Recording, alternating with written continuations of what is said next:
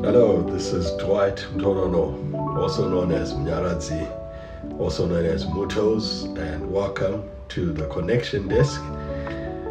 Today we are continuing with our series in the book of Acts. We're at chapter 6, and we're going to be going from verse 8 through to 15. We are starting the story of Stephen, specifically the persecution and the conflict that begins in this chapter, which continues into chapter 7. But for today, we start off on chapter 6, verses 8 through to 15. I will read. Now, Stephen, a man full of God's grace and power, did great wonders and miraculous signs among the people. Opposition arose, however, when members of the synagogue of the freedmen, as it was called, Jews of Cyrene and Alexandria, as well as the provinces of Cilicia and Asia. These men began to argue with Stephen, but they could not stand up against his wisdom or the Spirit by whom he spoke. Then they secretly persuaded some men to say, "We have heard Stephen speak words of blasphemy against Moses and against God." So they stirred up the people and the elders and the teachers of the law. They seized Stephen and brought him before the Sanhedrin. They produced false witnesses who testified, "This fellow never stopped speaking against this holy place and against the law. For we have heard him say that this Jesus of Nazareth will destroy this place and change the customs Moses handed down to us." All who were sitting in the Sanhedrin looked intently at Stephen, and they saw that his face was like the face of an angel. So we are back in the Sanhedrin, and back in the Sanhedrin where Stephen is now accused. And the accusers are actually people that are coming from the diaspora Jews. They're not the people from within, but the diaspora itself. So these are diaspora Jews who now get into conflict with Stephen. Let's get into this portion a little bit more. Stephen is described as a person who was full of or controlled by 5 factors. If you read Acts chapter 6, verse 3, verse 5, and verse 8, you find that Stephen is described as being full of the Spirit, being full of wisdom, being full of faith, being full of grace, and full of power. And in addition to that, he did great wonders and miraculous signs. So he was an outstanding leader. This was an amazing person, a very gifted man who God had raised up, and he was beginning to really make an impact amongst the diaspora community. And he was speaking in a way that they would really appreciate. I suppose he was also speaking in their language, in the Greek language, and he was communicating in ways that would be consistent with Greek culture. Now the synagogues, what were the synagogues? Because these people that the opposition, it arose, however, from members of the synagogues of the freedmen. That's what the scripture says. There's synagogues of the freedmen. What were synagogues? Synagogues were community centers used for community prayer and the study of the Torah out in the diaspora. So there was no temple.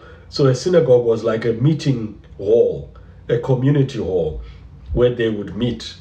And these that got into dispute with Stephen were members of synagogues of different places. And they were also described as freed persons, synagogue of the freed persons.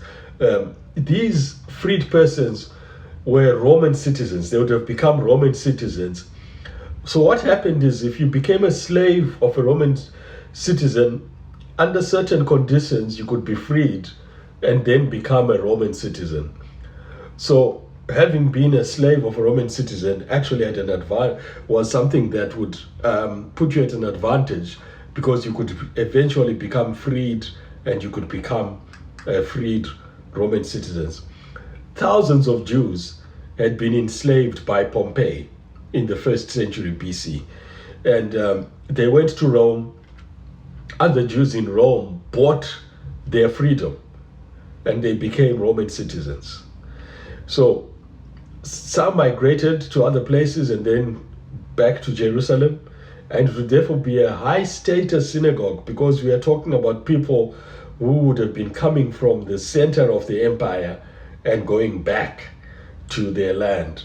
So many in the eastern or Greek-speaking part of the Roman Empire did not have the privilege of being Roman citizens. So when they came back, they would have been different from the community. It's like people coming back maybe to Zimbabwe who are now British citizens, American citizens, or green card holders, whatever. So there are certain privileges that you then have which the local community did not have before. So the 7 came from a Hellenist synagogue, and the Pharisees ranked first generation freed slaves just below people who had become Jewish by proselytism. So these communities, you found them in Alexandria and Cyrene. That's what is described here. Alexandria, which is in Egypt, and Cyrene, which is modern day Libya, North Africa. These are the spaces from which these people came. And Asia, Western Turkey, and then it also mentions Cilicia. Now Cilicia is, the capital of Cilicia was Tarsus. So this is where Saul of Tarsus came from. So Saul was probably a member of this Cilicia synagogue. So you've got these synagogues that are actually coming from Africa, Turkey, Cilicia, so it's kind of like the eastern side, that little crescent which goes above Israel and going into Turkey and into some of those regions where Tarsus actually was found. So the interesting thing about this is that Cyrene was Africa, is part of Africa, and the composition of the people at the time that this was written would have been more probably black than they are today. Why do I say that? The Islamic invasions happened 600 years after Christ. So the people that would probably have been more dominant in that area would probably have been some of the Berbers, some of the indigenous people who were black, who were in there, and maybe even some of the people who would be coming from areas like Egypt, and people who would be coming even from areas like Sudan would have been the areas in there. Because you then find under Simon of Niger, we're going to be talking about him a bit later, Simon called Niger, and Lucius of Cyrene, and those kinds of things. So these were probably darker skinned than the people that are there today. Of course, there was also another mixing of, there were people coming in from the Greek world, the Roman world, the Asian world. So maybe brownish is what I would describe the composition of the skin of the people at that time. Maybe not as brown as they are now, but maybe a little darker, because we do find that black people were pushed down because of the invasions that came from the Romans, the Greeks before that, and all kinds of people were coming from the north, going into those regions of Egypt, of Cyrene, and so on. So there's something that is very intriguing that Thomas Orden says. I'm quoting directly from his book. page 87, early Libyan Christianity. He went to Libya and managed to study Cyrene and Cyrenian Christianity. And here's some of what Odin says, very interesting. Does this imply that Stephen himself was a Cyrenian Jew? Many evidences point in this direction. If so, consider the implications for early African Christianity. Consider its consequences for Africa's role in the earliest Christian mission. If so, the first Christian martyr was from Libya, even before Mark, before James and Peter as well. The blood of martyrdom would later become the seed of the church. That maxim was first written by another African, Tertullian, who himself may have been born in Leptis Magna in Libya. So we are now seeing that there's a very strong history of Christianity on the African soil. And unlike European soil, Africa has a very strong biblical history. European soil got it later. They got it from the Romans. The Romans had come into that side of the world, but the Europeans got Christianity from the Africans. It's very important that you understand this, that Christianity is not a European religion. Christianity is an African religion more than it is European. It is more a Jewish, Asian, African religion than it is a European religion. Why do I say that? It is a later thing that happens where it goes into Europe. But even then, you see that, so biblical times, it was very much within the African context. And in the first 300 years of Christianity, it was predominantly African. So it's very important that you understand that Christianity moved from the south to the north originally.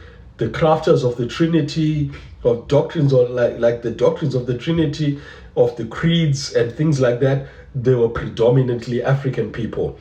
In fact, Europeans could not read or write during those times. They only began to read or write probably 400, 500, 600 years after Christ, when they were taught by the Romans. So that's another story that I don't want to get myself too deep into.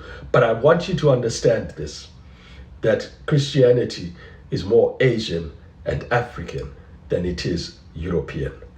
Europeans got it.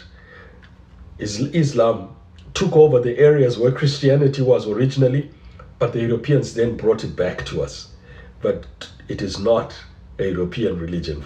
And when they say, let's take it back. Let's go on. The accusation.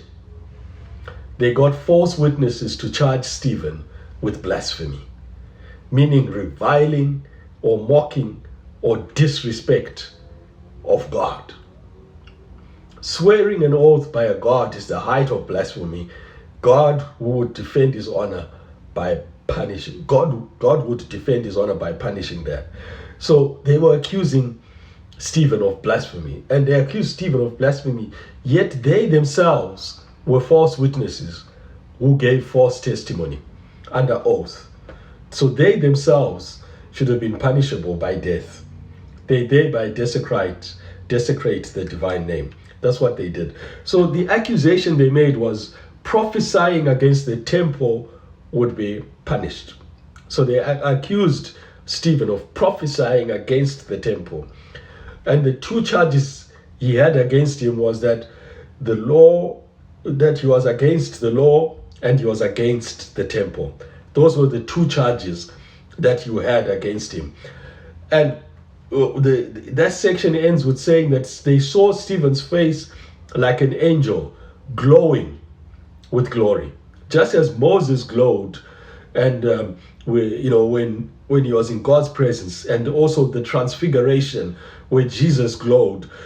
This is symbolic, or it's kind of like it's pushing us back to that kind of presence of God, Shekinah glory on Stephen, where he was glowing like an angel. So, as we end this portion, I'd like you to begin to think about the trial. They are now on trial, and the next thing is that Stephen stands up before the Sanhedrin and he gives a response. From chapter 7, the response about these accusations is given, and it is a brilliant response. We will look at that brilliant response in our next session. God bless you. Thank you.